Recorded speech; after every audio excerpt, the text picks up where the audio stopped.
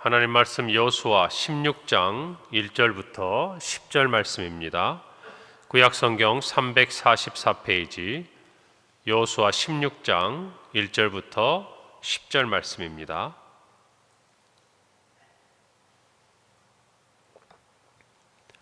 제가 봉독하고 마지막 절 합독하겠습니다.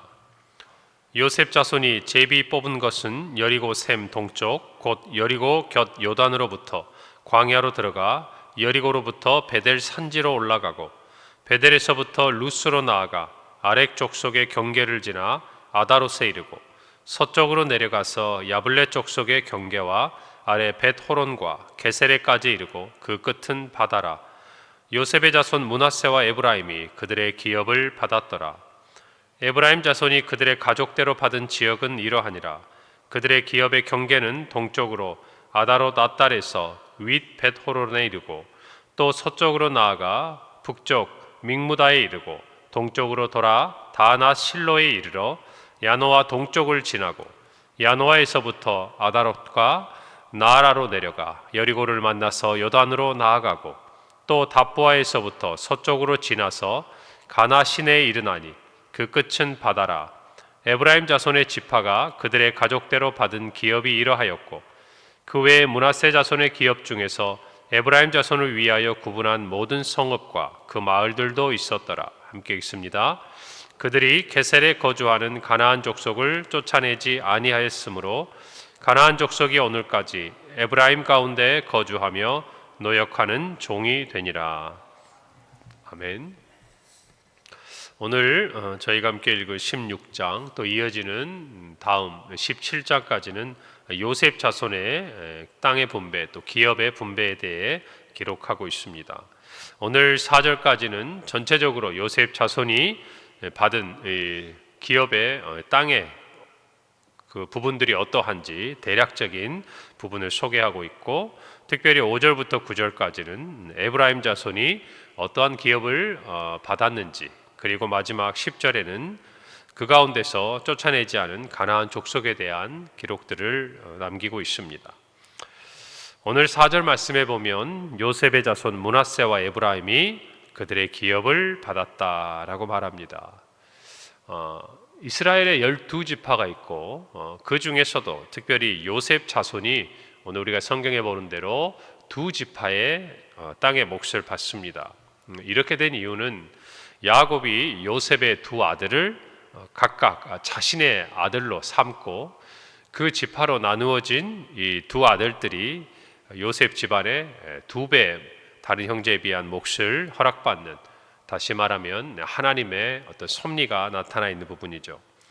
창세기 48장 5절에 보면 내가 애굽으로 와서 내게 이르기 전에 애굽에서 내가 낳은 두 아들 에브라임과 므낫세는 내 것이라.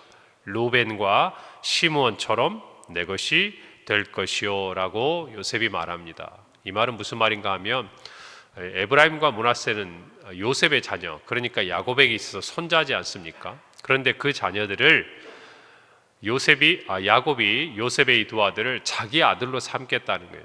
그 말은 다시 말하면 야곱의 다른 모든 루벤과 시므온, 우리가 아는 유다 이런 자녀들처럼 이제 야곱의 자녀가 되어서 야곱이 약속한 그리고 축복한 그 모든 복을 이제 이 요셉의 두 아들들이 각기 받게 되었다라는 것을 의미합니다.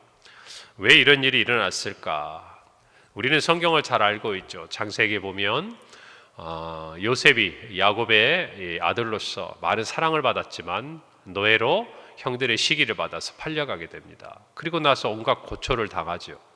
그러나 그 가운데서도 요셉을 향한 하나님의 손이 함께 있어서 요셉은 후일에 노예에서 죄수에서 애굽의 국무총리가 됩니다. 애굽의 총리가 되는데 이 총리가 되는 이 모든 과정에서 요셉이 보인 정말 하나님이 보내신 하나님의 사람으로서의 그 사명자의 삶, 그리고 그로 인해서 그의 온 가족이 구원을 받을 뿐만 아니라 그 애굽의 일대에 있는 많은 민족이 생명을 얻습니다. 결국 요셉은 이야기를 하죠. 형들에게 대하여서 당신들이 나를 팔았지만 나를 보내신 이는 하나님이십니다. 그런 믿음의 고백을 요셉이 하게 됩니다. 그것을 기뻐하신 하나님께서 야곱을 통해서 이 요셉의 두 아들을 야곱의 자녀로 삼게 하시고 훗날 이 두 자녀의 몫으로, 쉽게 말하면 두 몫이 되는 거잖아요. 다른 형제들에 비해서 이 에브라임과 므낫세가 복을 받게 됩니다. 므낫세가 장자이고 또 에브라임이 차자임에도 불구하고, 그러나 하나님께서는 모세를 통해서 동생이었던 에브라임의 후손이 더 번성하게 될 것이 성경 가운데 말하고 있는 것, 그 모든 것이 이제 오늘 이 땅을 분배하는 과정 가운데 실제적인 하나님께서 주신 그 약속과 복의 열매들로 나타나고 있는 현장이라는 것이죠. 그렇게 본다면 오늘 이 땅을 분배함에 있어서 에브라임과 또 므낫세에게 두 몫을 주는 이 광경을 볼 때 우리는 그것이 단순히 이 에브라임과 므낫세가 강성하거나 또는 그들이 특별한 공을 세워서가 아니라 결국 부모 요셉의 신앙의 아름다운 유산이 맺은 열매라는 것을 저와 여러분은 알 수가 있는 것입니다. 여러분, 우리가 늘 교회 가운데서 이야기하죠. 우리의 믿음의 세대 계승을 이루어 가야 한다. 결국 그것을 다시 말하면 우리가 받은 복과 우리가 받은 은혜가 우리의 자녀들에게 전수되기를, 이어지기를, 더 나아가서는 우리가 받은 그 은혜가 비록 작을 수 있어요, 우리 당대에는. 그러나 우리 후대에는 하나님께서 우리의 믿음을 보시고 우리의 자녀들에게 복을 주시기를 원하는 부모의 마음, 우리의 마음이 다 한결같은 것 아니겠습니까? 여러분, 기도의 성자라고 불리는 바운즈는 기도는 하나님이 주시기로 계획하신 축복을 실어 나르는 도구라고 말했어요. 다시 말하면 하나님께 기도하는 것은 하나님이 주시기로 계획하신 복을 실어 나르는 도구요, 통로가 되기 때문에 우리는 기도해야 된다는 것이에요. 그런데 그것이 단순히 내가 받을 복으로만 우리가 이 땅에 사는 동안 누리는 그 어떤 것으로만 생각한다면 착각이죠. 우리의 자녀들에게까지, 우리의 당대가 아니라 할지라도 하나님이 반드시 기억하시고 그 후대에 복을 주신다는 것이 오늘 이 에브라임과 므낫세 지파, 다시 말하면 요셉 지파의 그 후손들이 땅을 분배받는 과정에서 분명히 나타나고 있는 것입니다. 여러분, 어거스틴을 아시죠? 기독교 역사에 있어서 위대한 성인으로 추앙받던 이 어거스틴의 어머니 모니카의 이야기를 우리는 잘 알 수 있을 거예요. 어거스틴은 젊은 시절에 방탕했습니다. 아주 쾌락을 쫓는 그런 삶을 살았어요. 잘못된 종교에 빠져가지고 정말 어머니의 눈물의 기도가 되었습니다. 그때 이 암브로시우스라는 유명한 감독이 있어요. 오늘날로 말하면 목사와 같은 것이죠. 그 감독으로부터 눈물로 기도한 자녀는 결코 망하지 않는다라는 말을 들어요.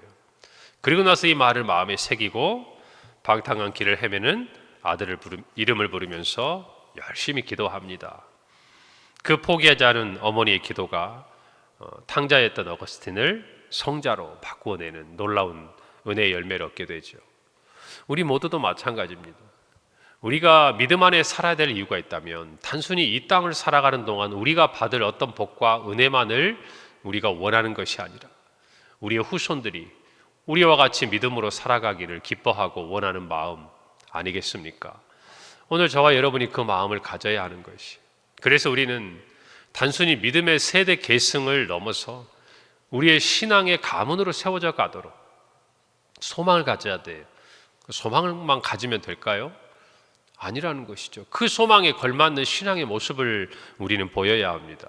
마땅히 우리의 자녀들을 위해 기도해야 돼요. 기도만 하면 됩니까?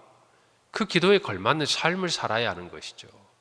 다시 말하면 요셉과 같이 하나님의 뜻에 순종하고 하나님의 말씀대로 열매 맺는 삶을 우리가 살도록 노력할 때에 우리의 신앙의 열매가 하나님 앞에서 약속이 있는 것이, 기도를 하면서 우리의 믿음의 열매는 갖지 못하고 또는 마음의 소망은 있으면서 기도하지 않는데 하나님께서 우리에게 그저 이 복을 주시는가? 그렇지 않다라는 것입니다.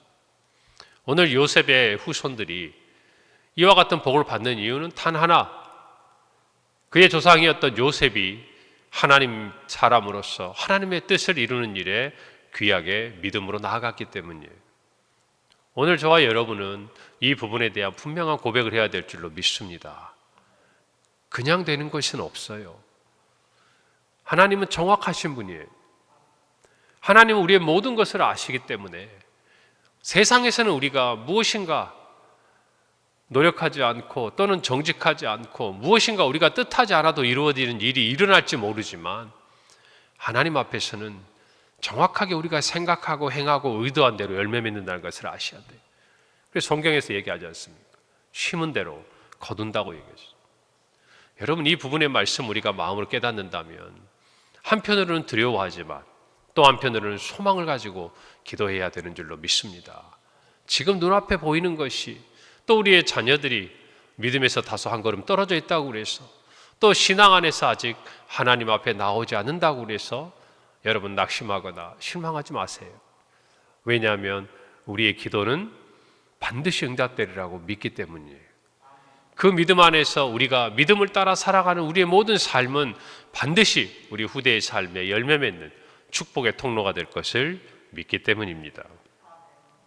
오늘 이 말씀 우리 모두가 마음에 새기고 우리의 다음 세대를 위해 한결같이 기도하며 신앙의 가문으로 세워가는 일에 힘쓰는 저와 여러분이 되시기를 바랍니다. 제가 성도들을 만나보면 많은 이야기들을 듣습니다. 장례식이든지 신방이든지.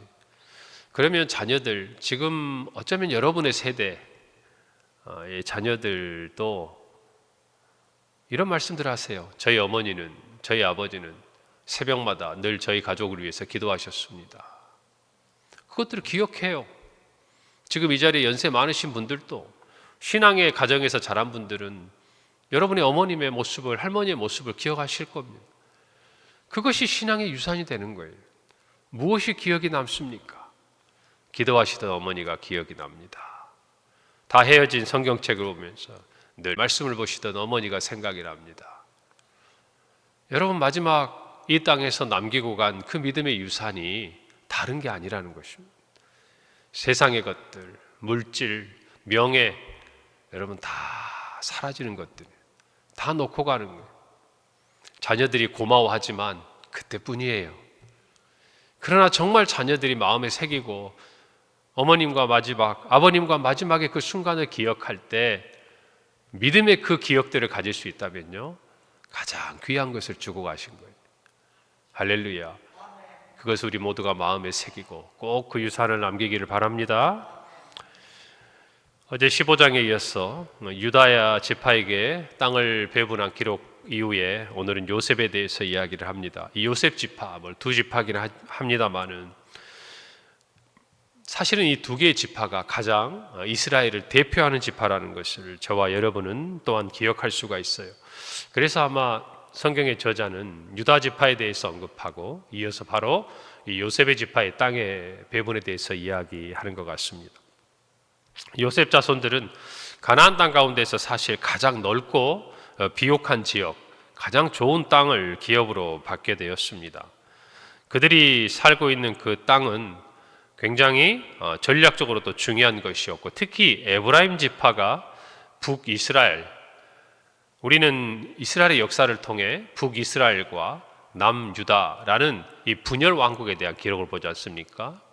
우리가 사울과 그리고 다윗, 솔로몬까지 이스라엘은 하나의 통일된 국가를 이루고 있다가 이제 솔로몬이 죽고 그의 아들 르호보암 때에 북 10개의 지파는 북쪽 이스라엘, 남쪽은 베냐민과 유다 지파를 포함해서 2개가 남유다로 이렇게 서로의 왕국을 세우고 때로는 전쟁을 하고 또 때로는 협력하며 지나가지만 결국 멸망하게 되는 역사가 이스라엘의 역사 아니겠어요? 그런데 그 북이스라엘에 있어서의 가장 중심이 되는 10개 지파 중에 한 지파, 가장 대표하는 지파가 어디냐?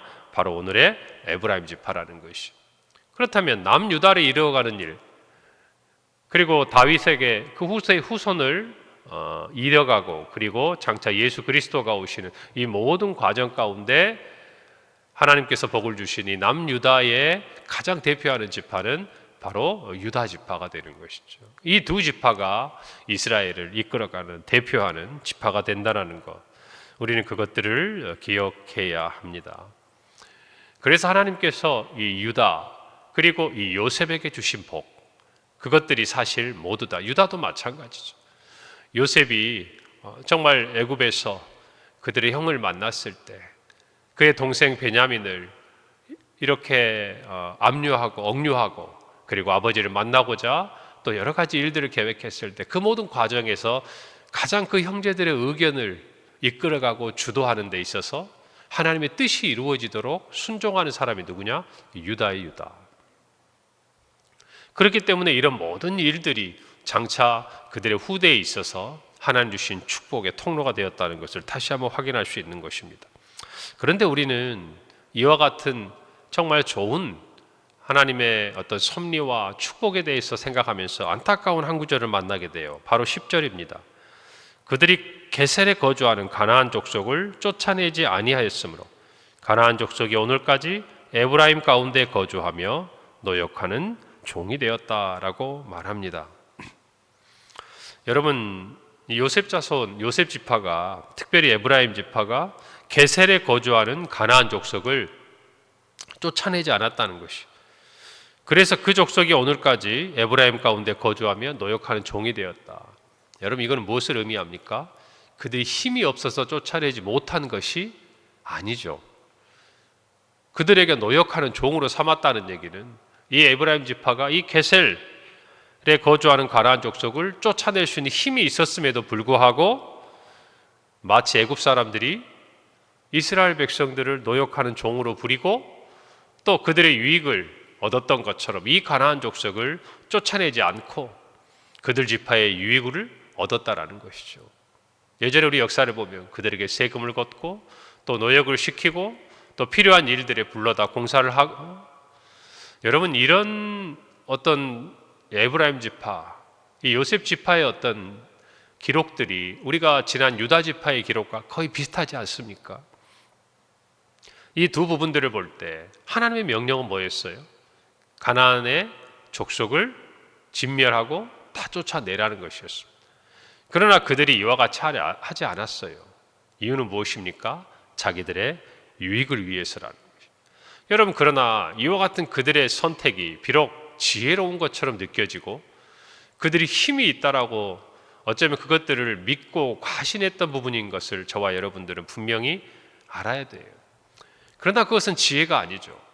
하나님의 말씀과 다른 인간의 어떤 지혜는 오히려 그것들이 지혜가 아니라 고난과 멸망으로 가는 첩경이 된다는 것을 저와 여러분은 아셔야 돼요. 이때 남겨둔 가나안 족속들, 유다 지파도 그리고 이 에브라임 지파도 마찬가지고 모두가 다 나중에 가시가 되고 덤불이 돼요. 다시 말하면 무슨 말이냐면 이스라엘 백성들에게 고통을 주는 또 어려움을 주는 존재가 된다라는 것입니다. 그들이 그 땅 가운데서 시간이 지나고 힘을 얻어서 결국 나중에 이스라엘 백성들을 힘들게 하는 그 하나의 중요한 어떤 이유가 되고 그런 존재들로 그 가운데 남아있게 된다는 것입니다.